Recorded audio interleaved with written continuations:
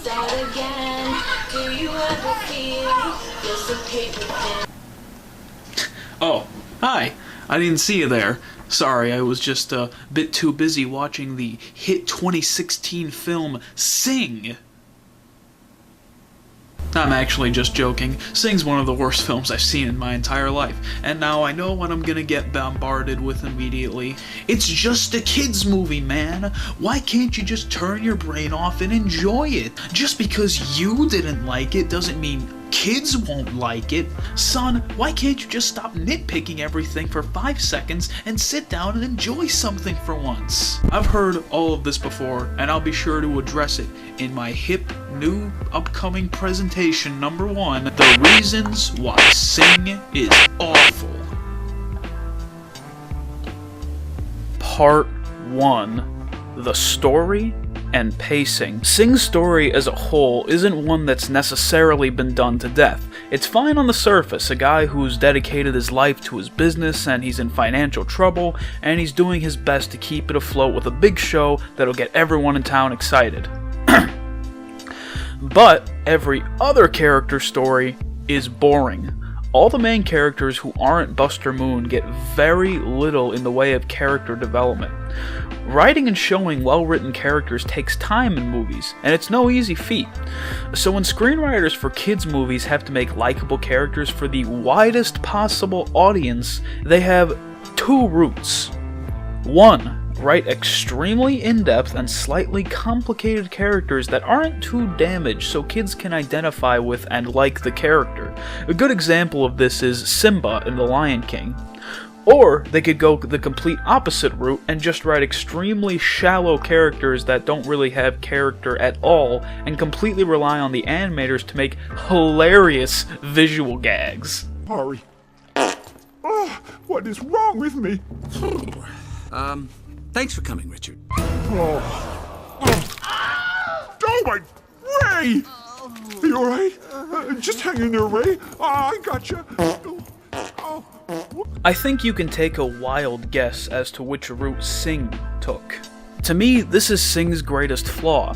Nothing in it feels like it naturally flows together. Most of the scenes feel like individual skits that were later strung together by loosely connected characters, which is definitely not what it was going for. What makes this worse is that because every character has only one defining feature about themselves, it makes them and the story really predictable. It also makes the movie very confusing in terms of what the tone and genre is, which leads me to Part 2.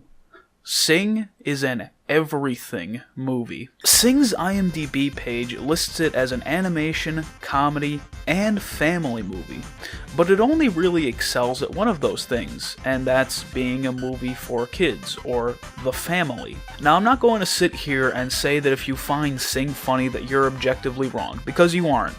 Comedy as a whole is extremely subjective. Everyone finds different things funny. But in comedies, there has to be these things called, jokes.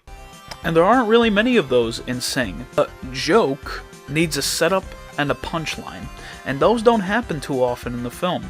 Instead, like I've already said, it's about 90% visual gags.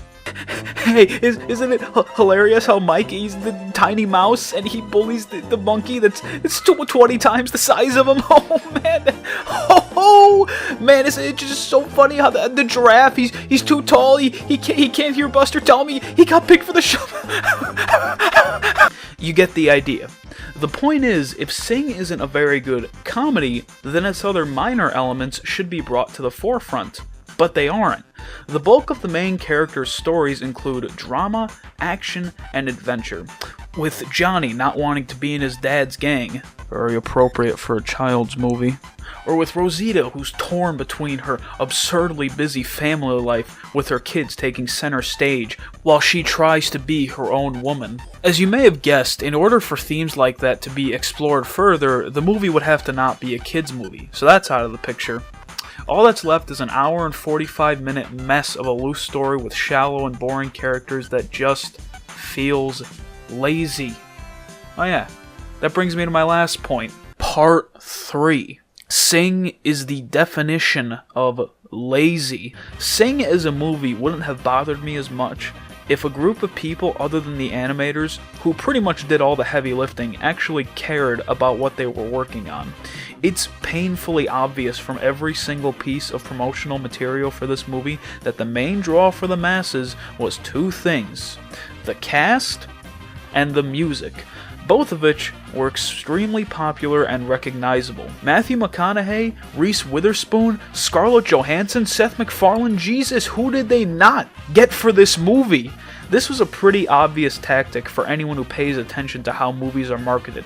You could tell that all they cared about were pushing the stars and the songs. Oh, and of course there's the classic character known as Gunther, who was also in the promotional material for some reason.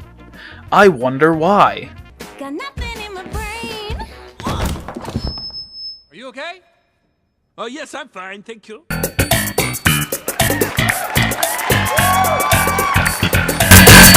This is the biggest reason why I think Sing makes me more upset than the average mediocre family animated movie.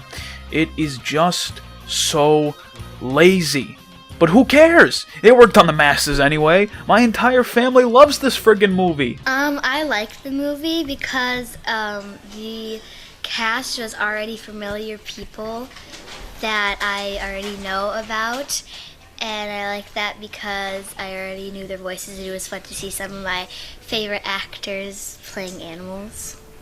Something else I love about the movie Sing are the songs that they use. Even though Philip will argue that they're unoriginal, I mean, who cares? They use all the right songs with all the right characters, all the right types of voices, and even though they're well-known actors who are mainly known for acting, a lot of them step up to the plate and sing really well, and very surprisingly well. You can't help but notice that one of the first things my 11-year-old sister said was how much she liked all the actors that were starring in the movie. It just goes to show you that when it comes to soulless, money-grubbing Hollywood studios, laziness pays off big time. The worst part about all of this is that this laziness is what brings the film down so far. It isn't the worst thing I've ever seen, far from it. I have seen plenty worse, but the lack of effort and cynicism really shows on the final product, and it's just depressing. But what else can I say? I've already laid out my reasons for why this movie sucks and why I don't like it. A lot of people will probably agree with me, and a lot of people probably won't. But who cares? Those people are wrong, and I'm right. I've been Fuckleap Zyjack. You've just watched my in-depth guide into the movie of Sing and why it's awful. Thank you for your time. Have a fantastic day.